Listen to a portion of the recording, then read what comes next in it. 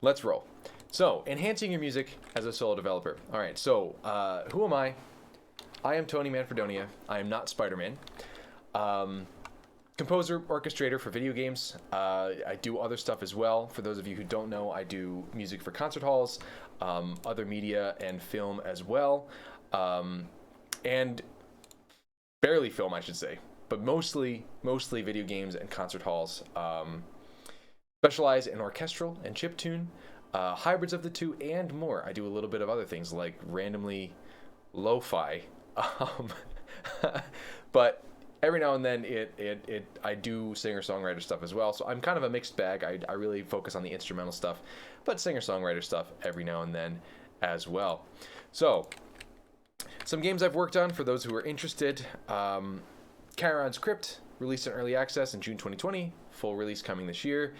The Ambassador Fractured Timelines, released in August 2020 for PC, Switch, and Xbox.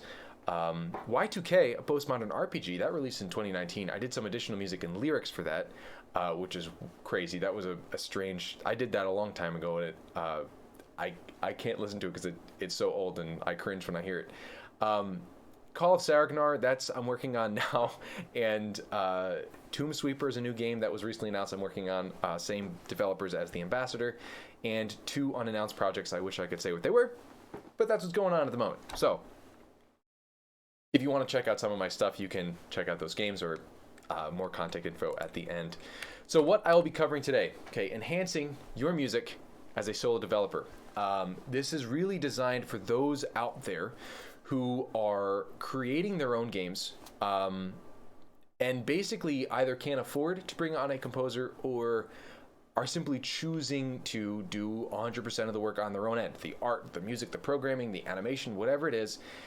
This is for those developers. Now, others here might find this information helpful for their own work or friends of theirs. So if you're not a solo developer doing it entirely on your own, that's also totally fine. Maybe you'll find something useful and helpful within the process. Even if you're a composer, maybe you'll find something helpful and useful within the process. So what I'll be covering, especially for those who are doing everything all under the same roof, workflow optimization. Okay, so how to optimize your workflow and create more music more quickly without kind of juggling too many things or without kind of running into hiccups or hitches. Why music theory isn't everything. Okay, this is going to be a talk that I do separately down the road as well. But I know a lot of solo developers really lean into and bank on music theory, which is fine and great, but it isn't everything. And I encourage, and we'll get there, I encourage to kind of find a way to get out of that mold because there's so much opportunity when you're not always leaning on, there's my wind chimes, when you're not always leaning on music theory. And of course, the third thing is to tweak what you've already got. Okay, this is a skill set in and of itself. And it's the kind of thing that I'll cover with some fun details. All right, so I'm just moving a little slide thing over here so I can see what I'm doing. All right, so workflow optimization. All right, this is part one of 3. Okay, so there are various types of music workflows. Let's just cover that real quick. Various types of music making workflows. The first would be playing with the DAW, or playing into a DAW with a MIDI keyboard. So I have a keyboard right here. I have a keyboard in front of me. You know, I would open up Cubase, or Logic, or Pro Tools, or GarageBand, or even, you know, whatever else is out there, FL Studio and Digital Performer. There's so many different kinds. This would be, you play into the DAW, press the record button and play whatever instrument you've got, or synth or whatever it is, with piano roll, right? So that's number 1, okay? Now, this is one of my own favorites, and in fact, what I use all the time, every day, is the notation part first. So you can kind of see here on the side, got a nice little sheet music of a main theme from a game I'm working on. Notation first, extract that MIDI information, plop it into a DAW, and then produce the music from there. That would be another way to go about it. There's trackers, right? Many people are familiar with trackers at this point, Famit Tracker and all those things that create chiptune music. Very popular. I've never familiarized myself with one, but it's on the it's on the game plan at this point. Then of course there's 100% recorded, right? So there's, that's another style that people do. They record, they literally get microphones and sing and play guitar and record everything without any MIDI information at all. That's also a thing you can do.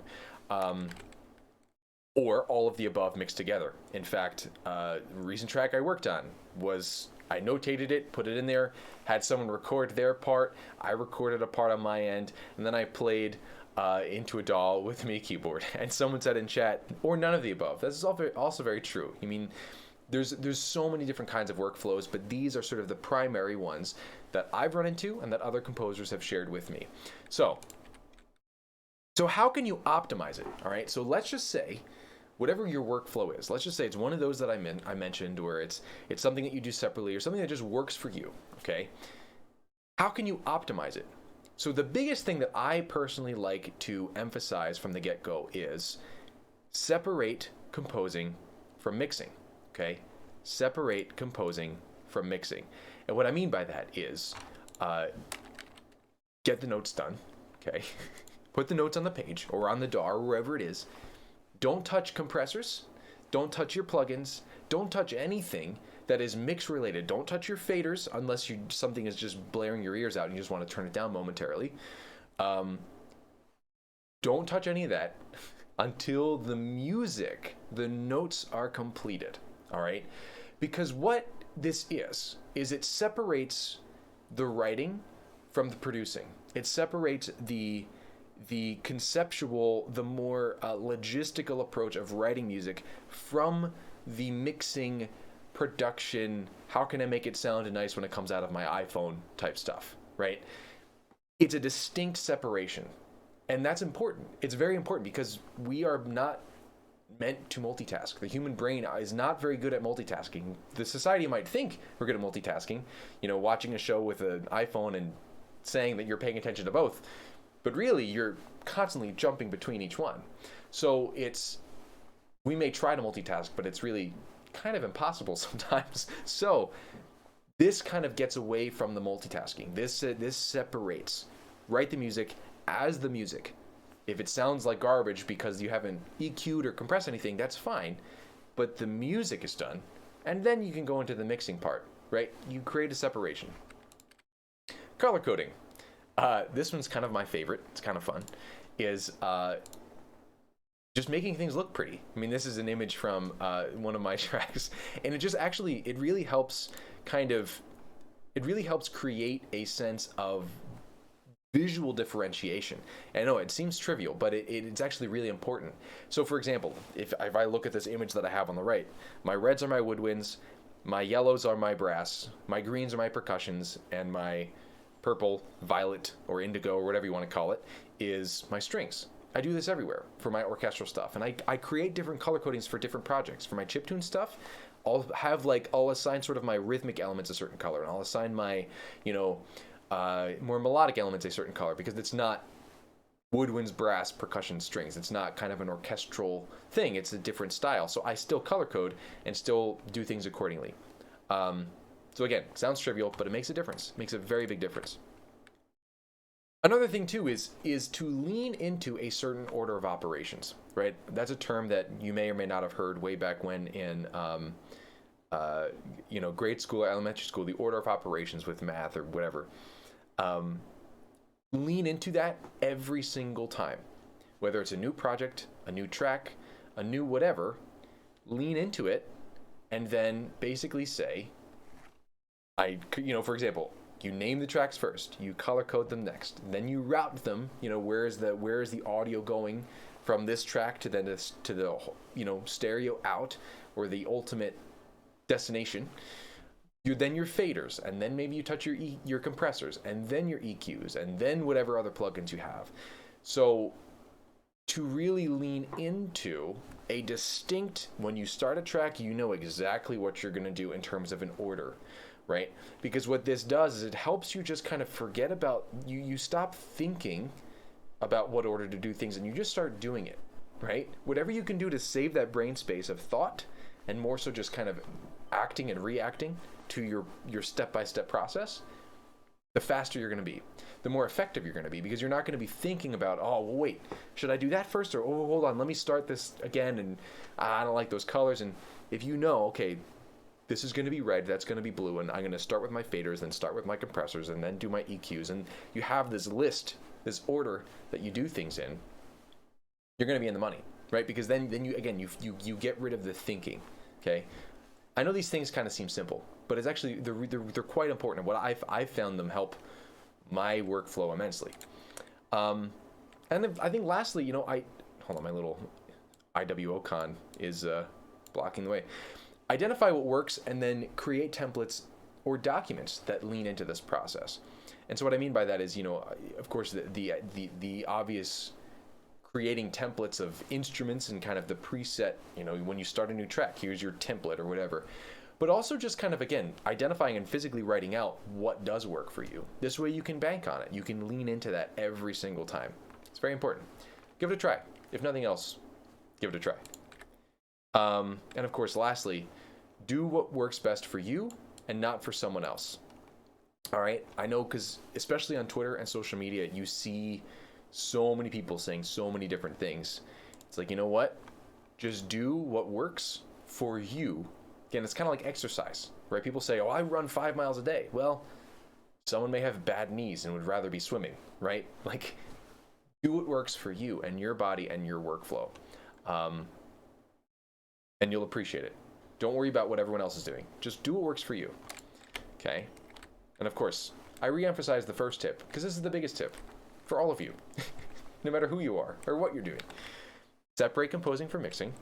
Separate composing from mixing, and separate composing from mixing. Create that divide. Create it, because it will help. It will help immensely. A little smiley face there, just for you. So, all right. Now, and by the way, if anyone has any questions as I go through this, by all means, please don't hesitate to ask, because I'm probably going to be pretty good on time, and I definitely want to answer them, especially at the end. I want to answer any questions that you might have. So, now, personally disagree. Christoph, you're going to kill me. But yeah, if anyone actually, I would love to hear your thoughts on that, Christoph, actually, because if you disagree personally, I would love to just ask away, because I would love to chat with you about that. So, second thing, why music theory isn't everything, okay?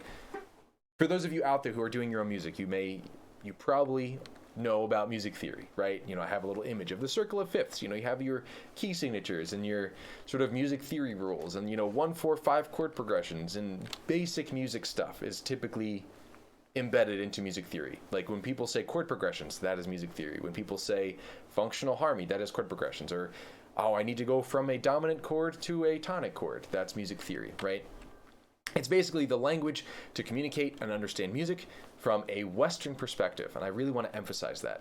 Western European music really was the foundation of what is commonly known as music theory now. Obviously, there are some changes now within the music theorists, frankly. They're starting to dig into other types of music, but it's traditionally from a Western perspective.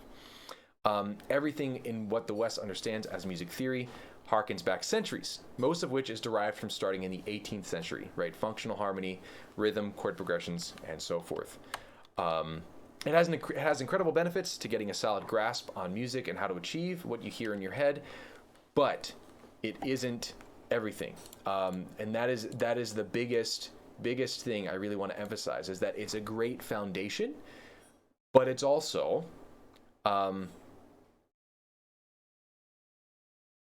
reading a comment. Real quick, if you're working in the box as opposed to writing a score first, I think it's kind of impossible to avoid at least a little mixing. Right, that's what I mentioned, adjusting levels, for example. Like again, if something's blowing your ears off, yeah, obviously lower the volume, but I would even say don't even worry about panning until you're done the notes, because you want to focus on the notes. You want to focus on the composition first. This way okay, this is what the harmony's doing, this is what the music is doing, and you're not thinking about, maybe a little panning here and there, or a little bit of volume things here and there, but especially plugins, if nothing else, don't touch any EQs or compressors until you know this is what the music is, and this is what the notes are, and this is what it will be. because then if you EQ and compress as you go, then you may undo that later on, and then it becomes this back and forth thing, which might actually end up slowing you down. I know it slowed me down. But again, everyone works differently. I just know that the folks that I've talked to is, creating that divide as much as you can.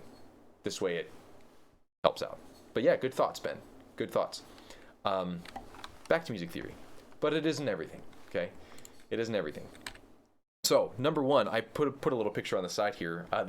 This piece, for any of you who are wondering, is the Threnody for the Victims of Hiroshima by Penderecki. I think it was used in The Shining. I think it was used in that movie. It's very wild. It's a very intense piece of music. But what I really like about the notation is that it's not really music theory-ish. It's very just kind of like graphic and stuff. It's really cool. Not an easy piece to listen to, but so either way, music theory can be very limiting. All right, it's functional harmony or chord progressions inhibit more experimental progressions. Okay, just as an example, well, I'll get into examples in a bit because I want to save time. It can put your music into a box. What I mean by this is that the only decisions you make can sometimes be only based upon the music theory that you already know. Right? So if you're constantly creating music based around music theory, if you only know so much music theory, you're going to be putting your music into a box, and it can take away from the more creative elements.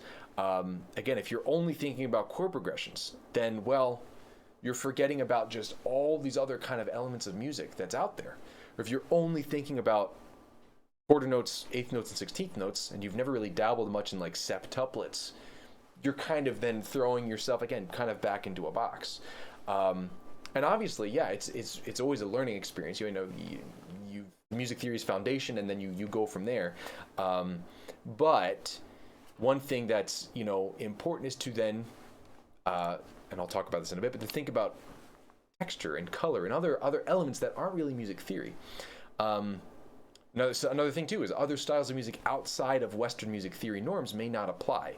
Non-Western music. I think of, like, for example, the rhythms from like traditional African music are unreal. All the polyrhythms and all these crazy cool things that really music theory from a Western perspective doesn't quite cover as much. So guides you find online make really kind of you don't get those other amazing genres and styles. Even atonal music, horror music. Music theory doesn't really apply to horror music. Like it just doesn't. So either way, just kind of some initial thoughts of why music theory isn't everything. Then it becomes about adhering to functionality rather than expression, right? And if you want your music to express and to create kind of either new sounds or experimental sounds, or just to kind of really express what you're going for within the game, you then again you find yourself in this box of functionality. Does this music function according to music theory versus does it function according to what I want it to reflect in the game, right? You always want to be thinking about the game. Try not to worry so much about the music theory part, but again, I'll explain this in more detail with the demonstration, the fun part. Let me have some water here real quick. This is the fun part of this presentation, is like the actual music part. So let me pull that up. Here we go. Look at this. Look at these pretty notes. So, the IndieWorldOrder 2021 music theory demonstration. So, now, the thing with this, by the way, just for the record, is that it's not going to sound fancy in terms of like, this is literally just playback from my notation software, okay? So let me just make sure. Hold on. Is that coming through? It should be coming through. Oh, wait. There it is. There we go. Should be coming through now. There's a note. Good. Okay. So what I did, this first piece here, okay? This first piece, music theory demonstration letter A, is for string orchestra. All right. So this is basically music theory. Okay, this is like, I wrote a little tune about an hour ago. Here's a little tune that I wrote that is basically music theory 101 put into music. Okay, I have my nice little chords on top, right? Mostly using one chords and dominant chords, and pretty straightforward. I'm just gonna play it. Very classical influence here.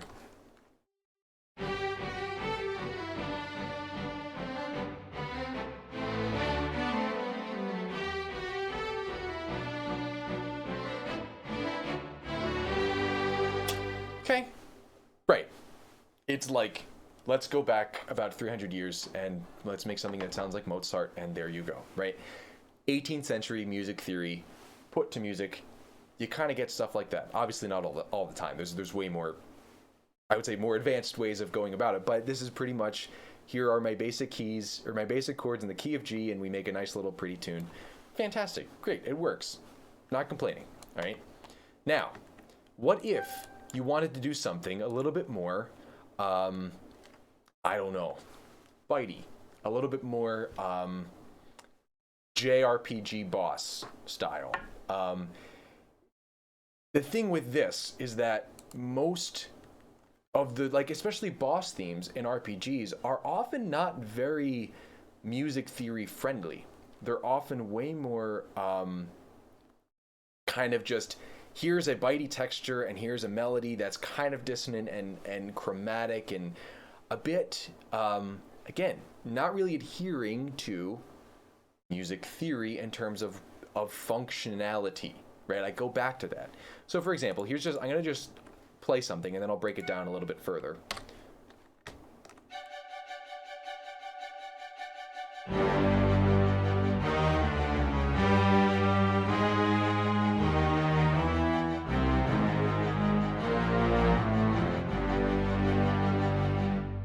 Right? Completely just, I kind of just threw it together. But just as an example, it's very chromatic. It's very, you have this deep, deep, deep, deep. You have this real bitey thing that's not really just a chord. It's a cluster of notes. And then you have a very kind of low string and low trombone. About jumped out of my seat for that boss battle. Yeah, sorry if the volume was a little bit high. My apologies. You just woke up. Either way, I mean, I could argue. Let me just put it this way. I could argue, okay, we have a high G, an F sharp, and a D. I'm just like, okay, well, that can be kind of like a G major 7-ish cluster up there, and, well, low G. So it's kind of like, it's just so chromatic. I mean, even if I were just to play these low notes, I'm just going to play the low notes.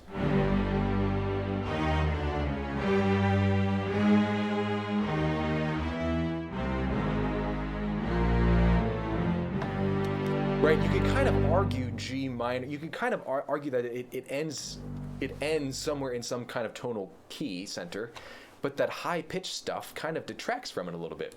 So the point that I'm making here is that when creating this, I was not thinking about what chords am I using, what progression am I using, what is this functional harmony?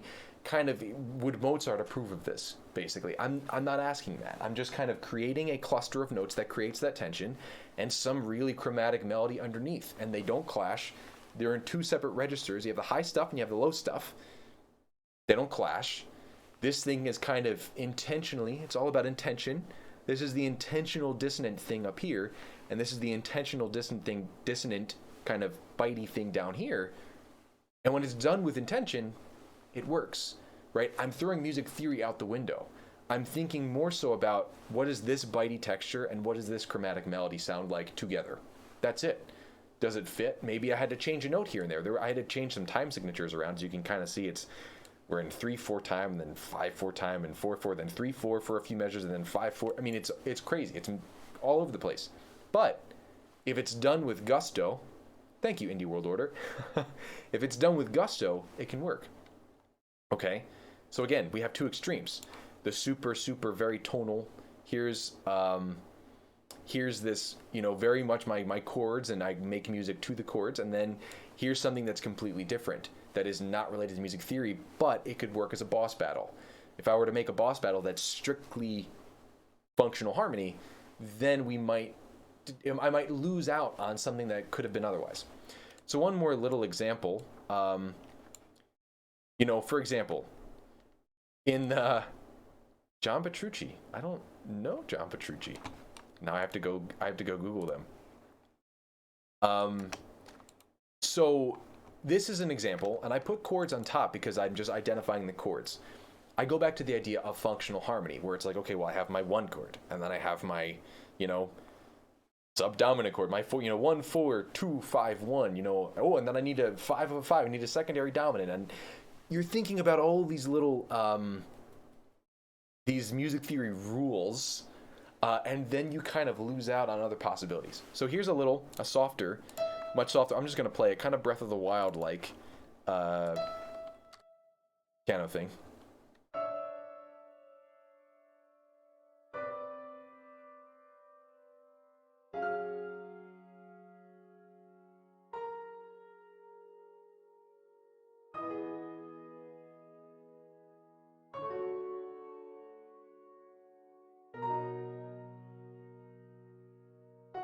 Right, very kind of soft and subtle, right? Would be nice on strings, actually. So, thank you, Pug Boss. Such peace. It's very true. Very contradictory to the last thing. So, let's just say, for the sake of example, all right, for the sake of example, let's just say this technically is in the key of D, okay? If this were in the key of D, none of the following chords, except for this one, would be possible. Right? If I said, I'm going to start this piece in the key of D. I have my C sharp. I don't know, I can actually even, I'll put a little, let me see here real quick. Can I add another measure real quick? I'm going to do that. Let's just say the key of D, for the non-music people out there, key of D is something that looks like this. I'll make this, let's see. This is the D major scale, okay? These notes here, all right? Now, even if you're not a music person, you can visually see something, okay? There's a little symbol next to this note. There's a little symbol next to this note. In other words, there are 2 sharps in the key of D, all right?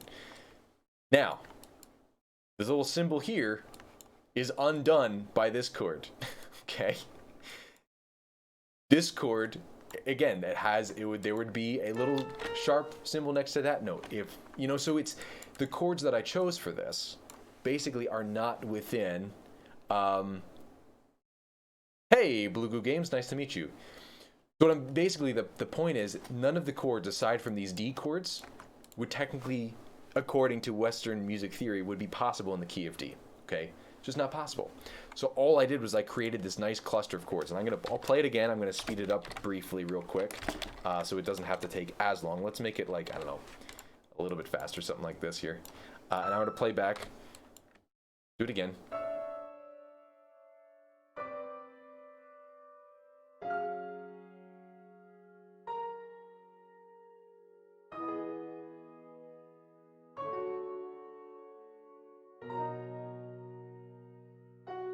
Right? Not really functional harmony. It's not according to the laws of music theory that the world likes to talk about at all. It is literally just parallel chords that sound pretty. That's how I decided. I said, okay, these sound cool. I'm gonna do them in order, and not care about if I'm resolving things according to what Beethoven would do. Right? It can be really, really, really, really beneficial. Okay, incredibly beneficial to break out of those rules a little bit. It's very helpful to have a keyboard or an instrument or something you can play with and say, okay, what do these collection of notes sound like? If you're using a synth, for example, what if I do these followed by these? I think of real quick, for example, this should come through actually if I, let's see. Yeah, so, for example, Grant Kirkhope, Banjo-Kazooie composer, did a lot of this.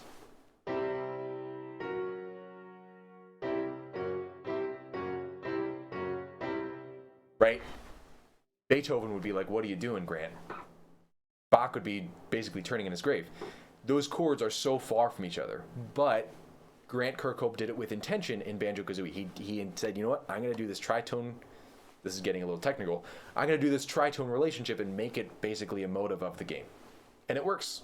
It's fantastic, right? So sometimes it can be helpful to throw music theory out the window. Just saying.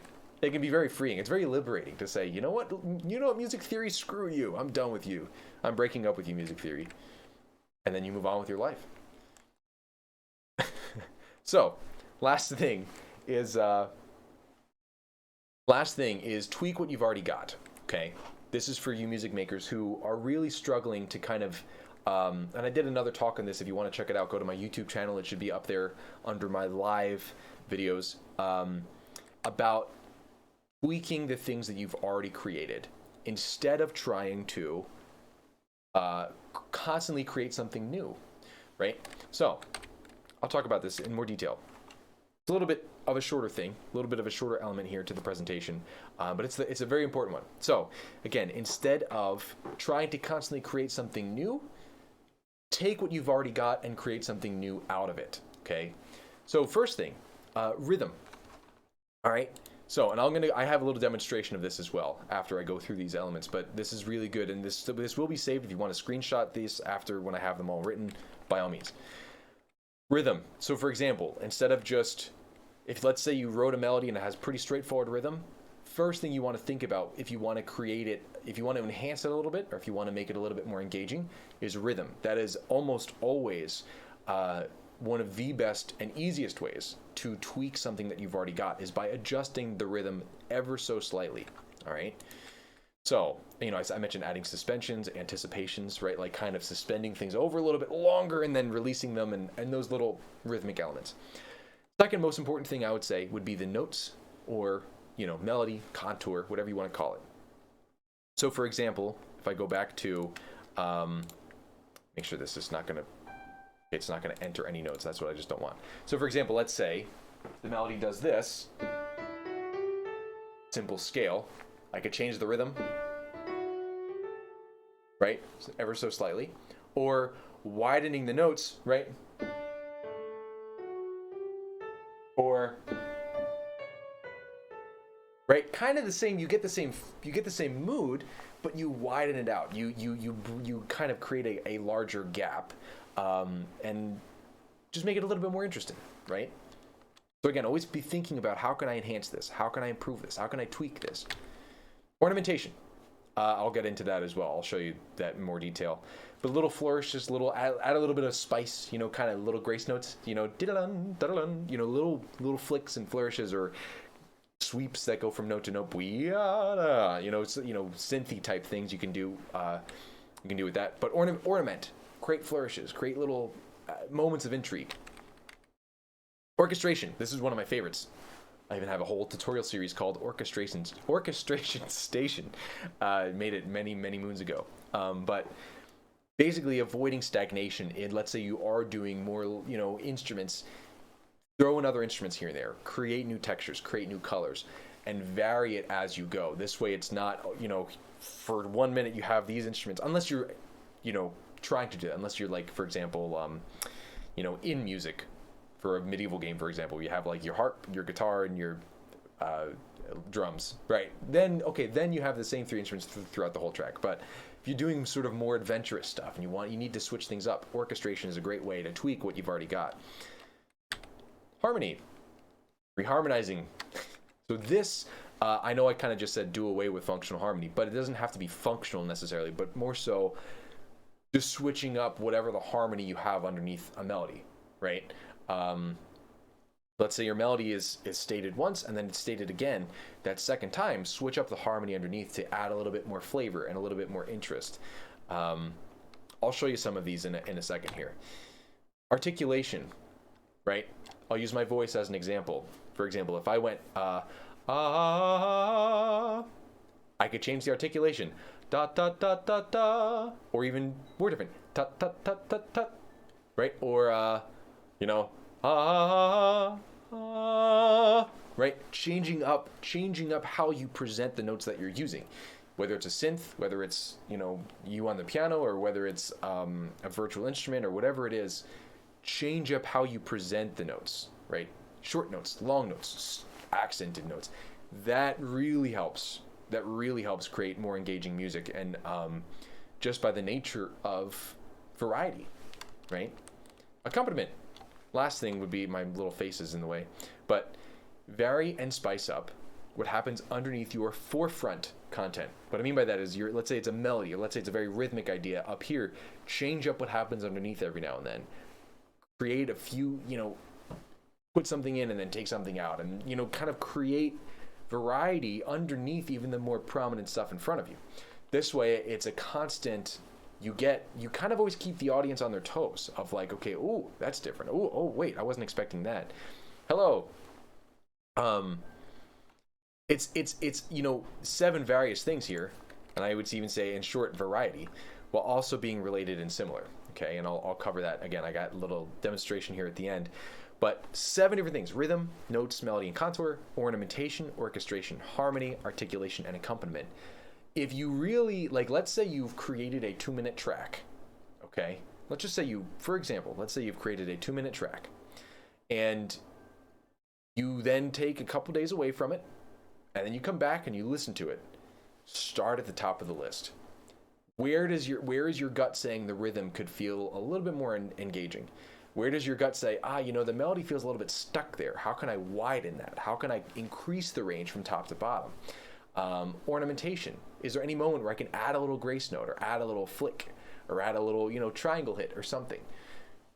Orchestration, right? So go down the list as you listen objectively. Take the creative part out of it and listen objectively and say, how can I enhance this with the music that I've already got? Not to add anything to the end, not to add anything to the beginning, not to, add a whole new section of new material, but here is my material. What can I do to make it more engaging? Ask yourself that constantly. Ask yourself that constantly, and I promise you'll find using these sort of topics, rhythm, harmony, and so forth, using that as your tool set. So, another demonstration, another fun part. Hooray! So, I did just a basic little melody here, and I'll show you. Let me move my head down to the corner. So, hello, Faber Sounds and Helm Systems. So, here is just a basic melody that I kept kind of not too wide, and it's pretty straightforward. Nothing fancy about it. All right? Nothing fancy about this whatsoever. It's pretty straightforward.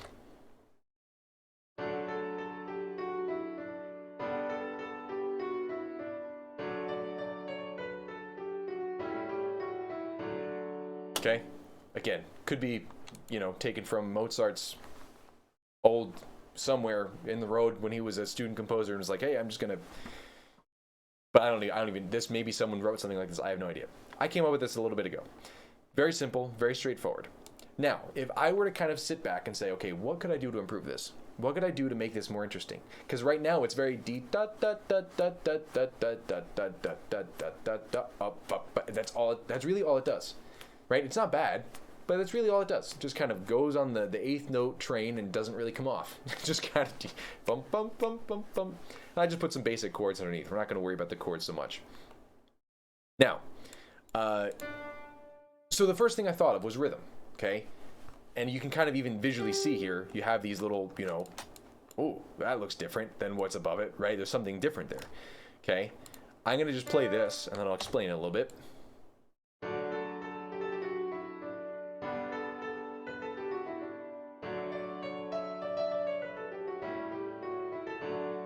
Okay, again, very classical sounding, I know. It's not very game music-y, but unless the game is taking place in, the Victorian ballroom or something.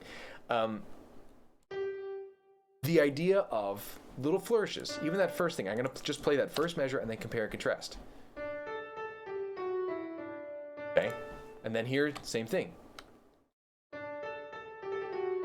Right, that dun-dun-dun-dun. The start and end point are the same. Dee-da, that's the start point, and then we got to come back down here. But what you do in the middle makes all the difference. Dee-da-da-da-da-da-da versus dee-da-da-da-da-da-da. Just gives it a little bit more of a playful quality, right? Secondly, that next section, I created a little bit of that, like a little bit of a suspension and anticipation there.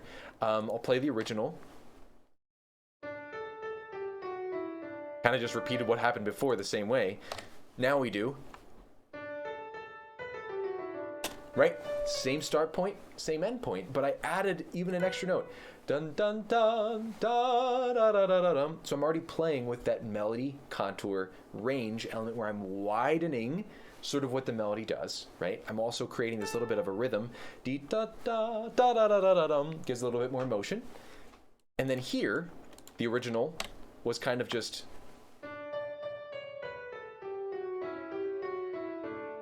kind of went up and then come back down. This, I added a little bit more. I added another note above to kind of, again, widen that range.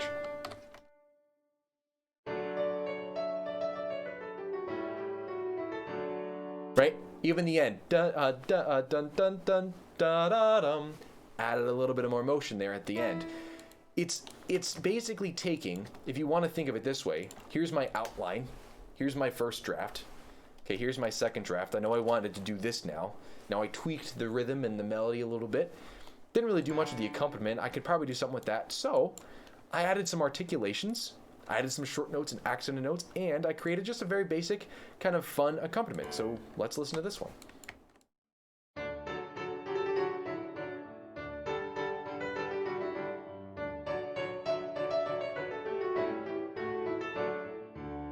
Great.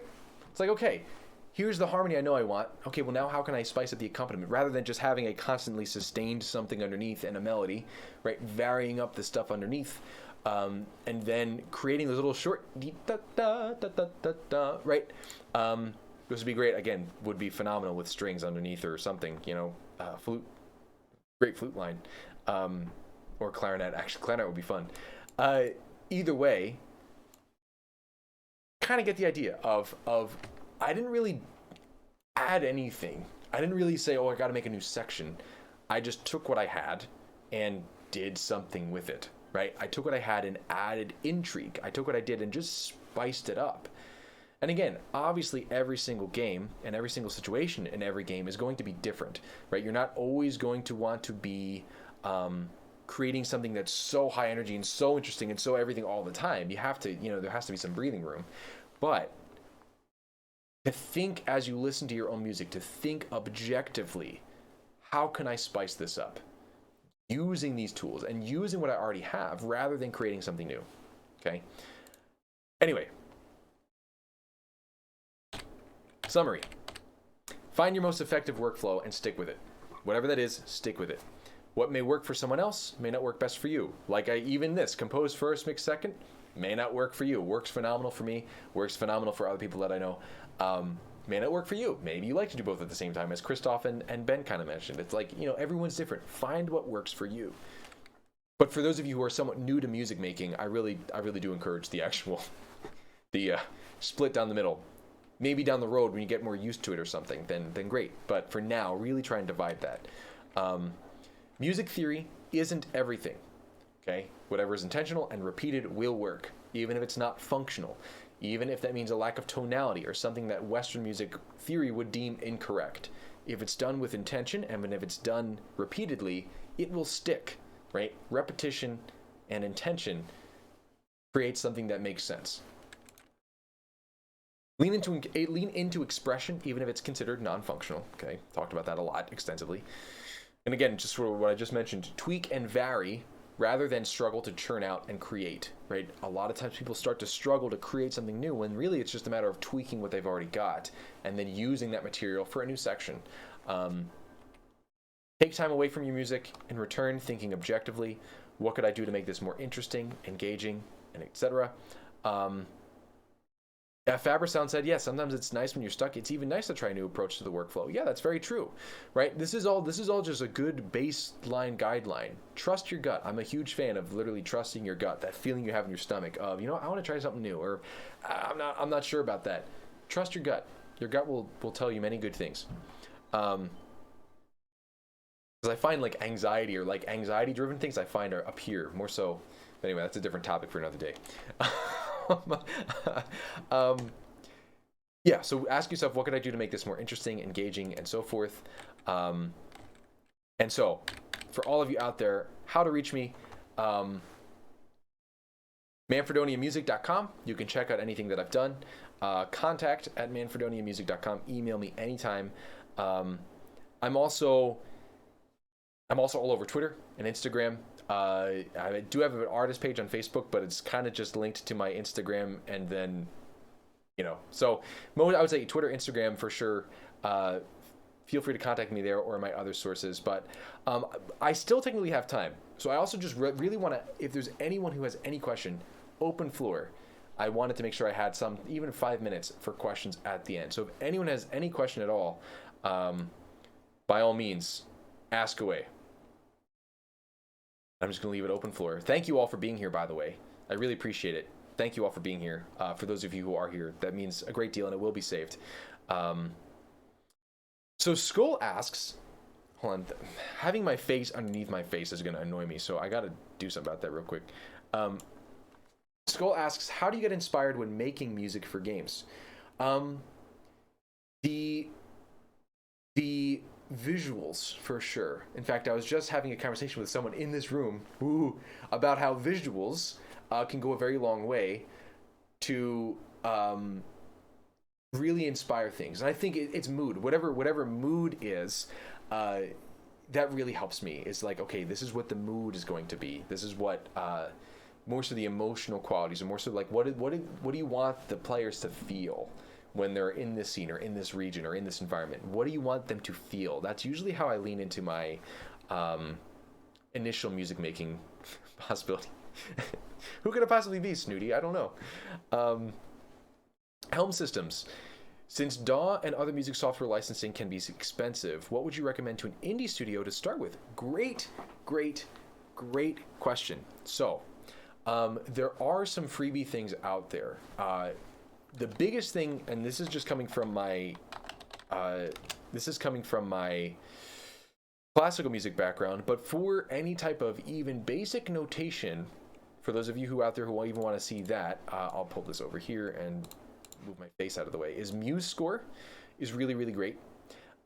This is phenomenal with just kind of, it's a free, and apparently it's the world's most popular notation software. And that kind of makes me think of like, this is like an award-winning burger that you see on the road. It's like, I saw 3 other award-winning hamburgers down that way. Anyway, just kidding. The world's most popular notation software is MuseScore. And I know a lot of people who use it. As for free, like, music production things, I don't know. Is Ben Elliott still in the chat? He might know. Or Christoph, or even Fabrasounds. I don't know of a freebie DAW. There's probably some out there, unless you have. I just googled free DAW, and there's a bunch out there apparently. Waveform free and Cakewalk by BandLab. So there are some freebies. GarageBand, I think if you have a Mac, GarageBand for sure is one. Reaper. Why did I not think of Reaper? Did not think of Reaper. But people swear by Reaper, okay? People, in fact, Akash Thakar, the sound designer of Hyperlight Drifter, was always emphasizes Reaper. So it's a fabulous software. I don't know why that escaped me, but either way. So hopefully that's helpful. I know things are expensive, and you can't go wrong with free stuff. You really can't go wrong with free stuff, especially starting out. It's how you use it, not what you have. Trials. Yeah, Reaper, Innuendo. Any other questions? I technically have 10 minutes left, but if there's no other questions... here's one. James Cunningham asks, are there any other musical concepts, resources you think new music makers should check out if they're going to be writing for games? So, great question. Any musical concept, resources you think new music makers should check out if they're going to be writing for games? Well, I would definitely keep up with sort of the audio production stuff. I would go on Sound on Sound. Basically, any article website that has sort of the music production and new software releases. Because a lot of times that can pile up very quickly, incredibly quickly. There's always stuff being releasing all the time. That I would say, I want to say it's Sound on Sound. Yes, that's the one. That's the one that I like. Sound on Sound is definitely the one that I like. They often create phenomenal articles and phenomenal resources and tips and tricks. So, hey, you're welcome, Helm Systems. All right. So, once again, thank you everybody for being here. This will be saved on asking others who know what they're doing for unbiased feedback. Yeah, that's also great. Asking for feedback and just basically saying, hey, lay it on me. You can't go wrong. To not be afraid of really getting beat up, so to speak, of like, hey, what can I do to make this a lot better? So thank you all for being here. Really appreciate it. This will be saved on my YouTube and on my Twitch. If you know someone who might find this helpful, or if you have a friend who, could really use this kind of help within their game making process. So have a great rest of your Indie World Order Con. I'm very excited to check out the wonderful game that was so wonderfully made and put together. So thank you all, and I will talk to you all soon. Don't hesitate to reach